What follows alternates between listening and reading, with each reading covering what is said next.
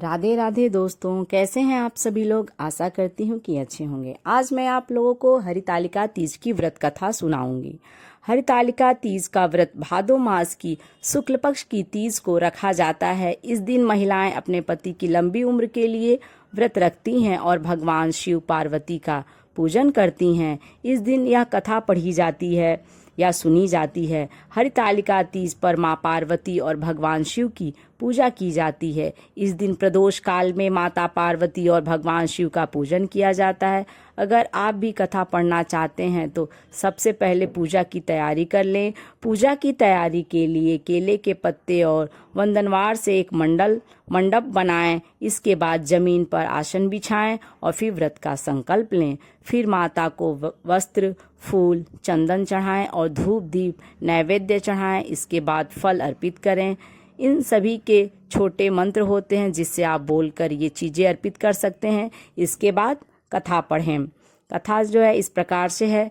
श्री परम पावन भूमि कैलाश पर्वत पर विशाल वट वृक्ष के नीचे भगवान शिव और पार्वती सभी गणों सहित बाघंबर पर विराजमान थे। बलवान वीरभद्र, भृंगी और नंदी अपने अपने पहरों पर सदाशिव के दरबार की शोभा बढ़ा रहे थे।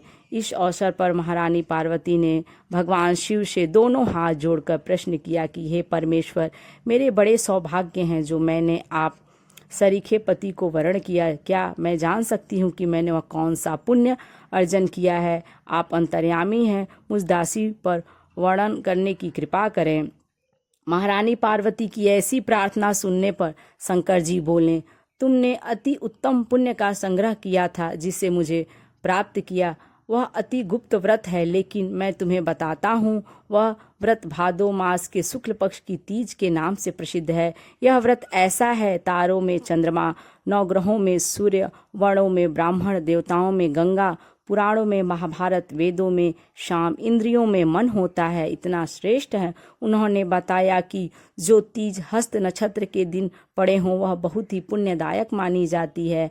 ऐसा सुनकर पार्वती जी ने कहा कि मैंने कब और कैसे तीज व्रत किया था, विस्तार से सुनने की इच्छा है। इतना सुनते ही शंकर जी बोले, भाग्यवान उमा, भारतवर्ष के उत्तर में हिमाचल श्रेष्ठ पर्वत है, उसके राजा हिमाचल हैं। वहीं तुम भाग्यवती रानी मैना से पैदा हुई थी। तुमने बाल्यकाल से ही मेरी आराधना शुरू कर दिया था। कुछ उम्र बढ़ने पर तुमने सहेली के साथ जाकर हिमालय की गुफाओं में मुझे पाने के लिए तप किया।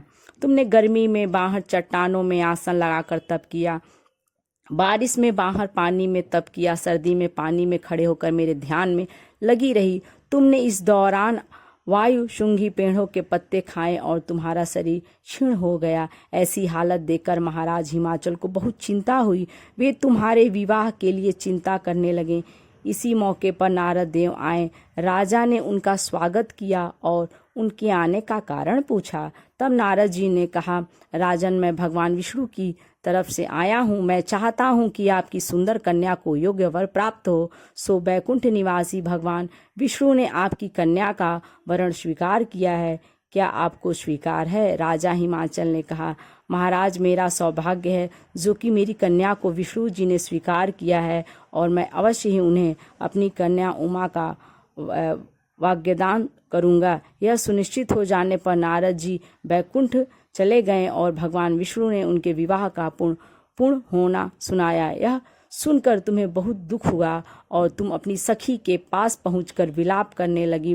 तुम्हारा विलाप देखकर सखी ने तुम्हारी इच्छा जानकर कहा, देवी, मैं तुम्हें ऐसी गुफा में तपस्या के लिए ले चलूंगी जहां महाराज हिमाचल भी न जा सकेंगे। ऐसा कह उमा सहेली सहित हिमालय की गहन गुफाओं में विलीन हो गई। तब महाराज हिमाचल घबरा गए और पार्वती को ढूंढते हुए विलाप करने लगे कि मैंने विष्णु जी को जो वचन दिया था वो कैसे पूरा हो सकेगा। ऐसा कहकर बेहोश हो गए। उस समय तुम अपनी सहेली के साथ ही गहन गुफा में पहुंच बिना अन्न और जल के मेरे व्रत को आरंभ करके नदी के बालू का लिंग बनाकर विविध फूलों से पूजन करने लगी। उस दिन भाद्र मास की तृतीया शुक्ल पक्ष हस्त नक्षत्र था। तुम्हारी पूजा के कारण मेरा सिंहासन हिल उठा और मैंने जाकर तुम्हें दर्शन दिए।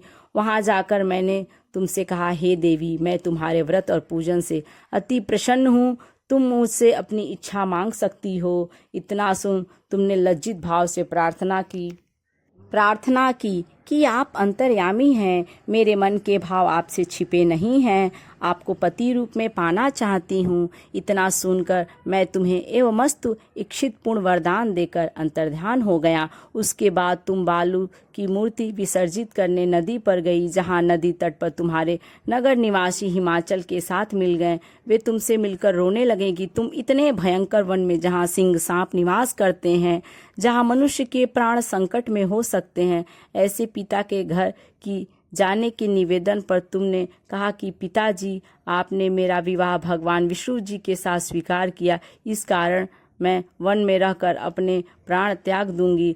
तब वे बोले, शोक मत करो, मैं तुम्हारा विवाह भगवान विष्णु के साथ कदापि नहीं करूँगा, उन्हीं सदाशिव के साथ करूँगा। इसके बाद महाराज हिमाचल ने रानी मैना के साथ मेरा और तुम्हारा विवाह कर दिया। इस प्रकार से यह कथा पूर्ण हुई। यदि ये वीडियो आपको अच्छी लगे तो लाइक करें, और यदि मेरे चैनल पर आप नए हैं तो इसे सब्सक्राइब करें।